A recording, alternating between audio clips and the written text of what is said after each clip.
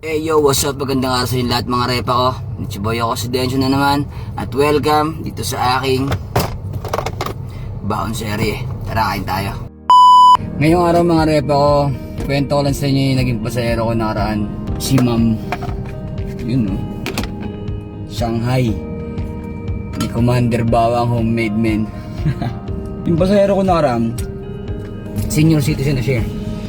Bigyan niya ako ng pagkain. Sa amin naman mga TNBS driver, may mga pasahero talaga nagbibigay ng pagkain. Minsan nga nagpapadrive-thru pa eh. Yan, mag-drive-thru sila, kakain sila, ganun. Pero yung sa pasahero kasi kakaiba eh. Alam mo kung bakit? Yung binigay niya sa akin, meron ako itong sandwich, dalawa to eh. At-isa na lang tayo. Thank you po ma'am. Tapos kamaya ako na lang po kakainin kasi nag-drive ako. Tapos bila siya nagsalita habang kinakain niya yung isang tinapay. Sabi niya, alam mo naman ng mga nanay, gusto lagi may kasabay kumain. Siyempre tinanong ko, sabi ko, bakit po? Nasaan po ba yung mga anak niyo? Sabi niya, malalaki na kasi mga anak ko eh. May mga kasama na sila, bihira na kami makita na sa ibang bansa na. Kaya, ayun, naisip ko lang, ang tatay kasi nagtatrabaho yan, nag-provide kung ano-ano, pero iba talagang pagmamahal ng nanay, no?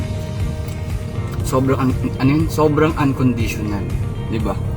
Kaya ikaw, Repa, kung may nanay ka pat buhay pa, sulitin mo na. Kasi nag-iisa lang yun sa mundo. Hindi ka naman makakapili ng nanay. Pwede ka magkawag ng ibang nanay, pero yung mismong biological mother mo, iba yun. Ang katapat ng biological mother ay ang unconditional love mo yun. Iba talaga yun. Paramdam mo sa kanya mahal na mahal mo siya. Paramdam mo sa kanya lagi na love mo. Yung love mo. Hindi ka lang mamatay kung sabi ka ng I love you. At least sabi mo.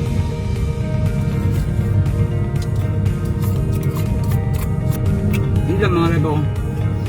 Tapos na kumain.